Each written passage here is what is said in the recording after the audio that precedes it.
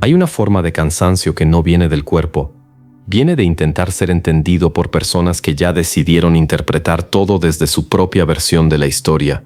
Y lo más extraño es que muchas veces no te das cuenta de cuánto te está drenando hasta que un día guardas silencio y sientes algo que no sentías hace mucho tiempo.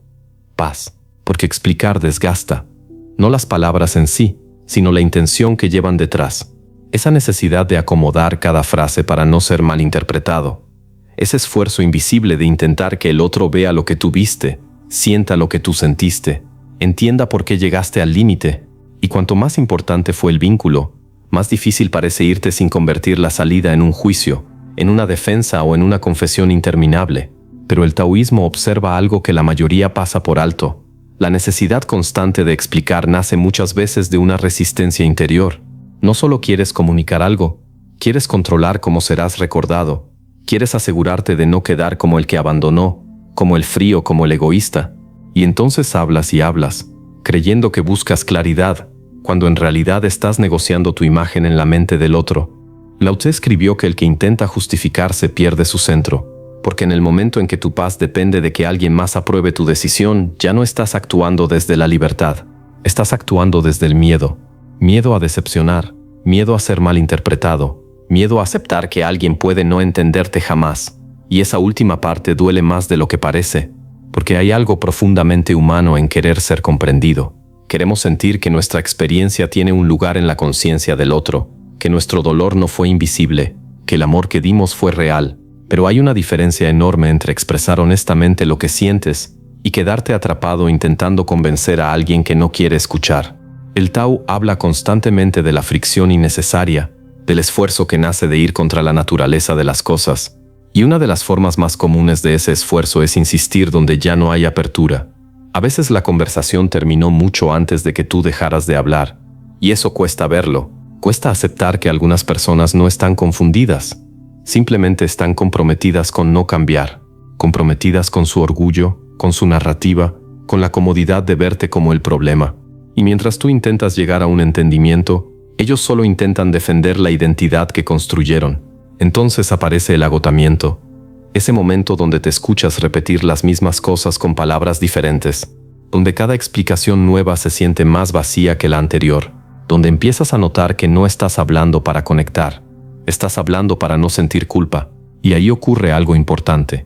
Te das cuenta de que muchas veces seguimos conversando no porque exista esperanza, sino porque el silencio nos obliga a aceptar el final.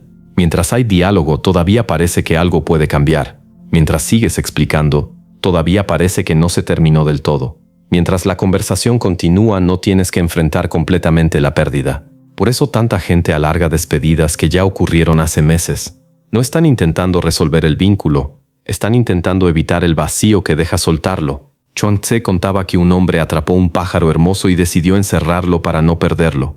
Le construyó una jaula perfecta, le dio agua limpia, semillas, protección. Pero el pájaro dejó de cantar, poco a poco dejó de moverse.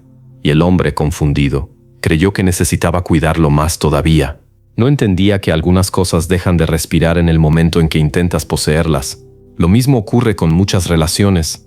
Intentamos sostener conversaciones eternas porque creemos que cerrar sin resolver es fracaso. Pero no toda historia encuentra una conclusión elegante. Algunas solo se desgastan hasta que uno de los dos comprende que seguir insistiendo ya no es amor, es miedo a aceptar la realidad. Y aceptar la realidad exige algo que pocas personas practican: quietud. No la quietud de quedarse inmóvil, sino la quietud interior de dejar de perseguir respuestas imposibles. Porque hay preguntas que nunca tendrán una respuesta satisfactoria. ¿Por qué cambió? ¿Por qué dejó de importarle? ¿Por qué no vio lo que hice? ¿Por qué no luchó igual que yo? La mente cree que si encuentra la explicación correcta podrá descansar, pero el Tao enseña lo contrario. Hay dolores que no se resuelven entendiendo más. Se resuelven dejando de perseguir entendimientos que ya no transforman nada. El agua no se queda golpeando eternamente la misma piedra. Rodea, sigue, avanza. Y eso es lo que más cuesta cuando alguien te importa. Avanzar sin esa última validación emocional, sin esa última conversación perfecta donde todo finalmente encaja. Pero la vida rara vez entrega cierres perfectos. A veces el cierre eres tú dejando de tocar una puerta que nunca se abrió del todo. Y curiosamente ahí empieza algo nuevo, porque cuando dejas de gastar energía intentando ser entendido por todos, Empiezas a escucharte a ti mismo con más claridad. Empiezas a notar cuánto tiempo llevabas abandonando tu intuición para mantener vínculos incómodos. ¿Cuántas veces dijiste no pasa nada cuando sí pasaba? ¿Cuántas veces te quedaste solo para no parecer difícil? ¿Cuántas veces elegiste agotarte antes que decepcionar a alguien? Entonces el silencio cambia de significado. Ya no es ausencia, ya no es castigo, ya no es distancia emocional. Se convierte en espacio. Espacio para recuperar tu centro. Espacio para observar sin reaccionar. Espacio para salir del ruido emocional donde todo parecía urgente. Y desde ahí empiezas a entender algo que antes parecía imposible. No todas las personas merecen acceso eterno a ti solo porque alguna vez fueron importantes. El taoísmo no habla del desapego como frialdad, habla del desapego como equilibrio, la capacidad de amar sin perderte, de irte sin destruirte, de aceptar el cambio sin convertir cada final en una guerra emocional. Porque hay personas que seguirán interpretando tu silencio como orgullo, otras lo llamarán indiferencia, algunas incluso intentarán provocarte para que vuelvas a explicar. Pero llega un punto donde responder sería traicionarte. Y esa es una forma de sabiduría que no suele celebrarse porque es silenciosa, no hace ruido, no busca tener la última palabra, no necesita demostrar superioridad. Simplemente, deja de perseguir lo que ya no fluye.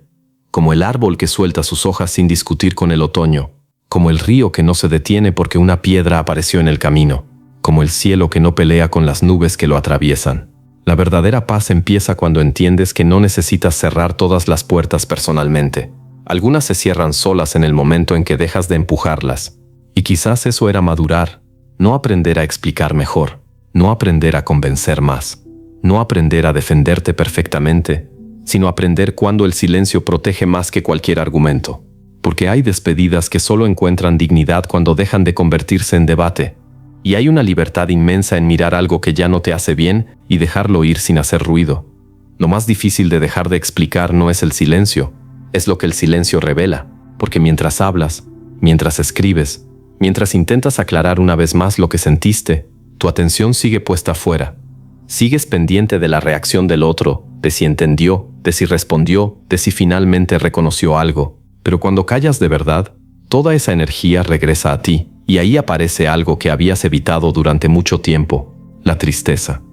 No la tristeza dramática que busca ser vista, la otra, la silenciosa, la que aparece cuando ya no quedan conversaciones pendientes que usar como distracción, porque muchas personas creen que siguen luchando por amor, cuando en realidad siguen hablando para no sentir el duelo completo de perder algo.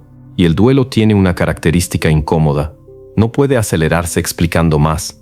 Puedes repetir la historia 100 veces.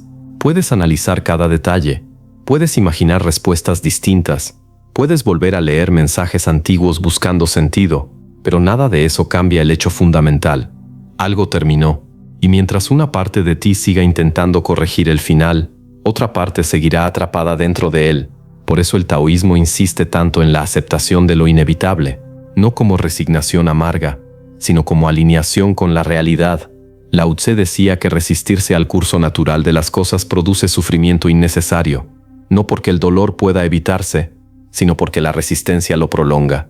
Piensa en cuánta energía se pierde intentando cambiar lo que ya ocurrió, intentando que alguien tenga la conciencia que no tuvo, intentando que valore lo que no valoró, intentando que vea lo que decidió ignorar.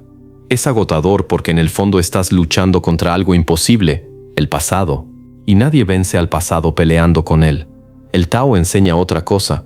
Observa, suelta, continúa.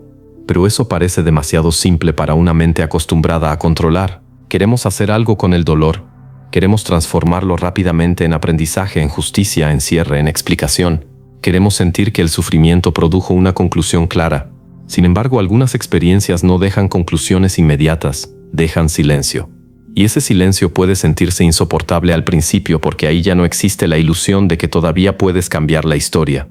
Y ese encuentro contigo mismo puede ser incómodo si llevas años definiéndote a través de la necesidad de ser entendido por otros, porque entonces descubres algo fuerte.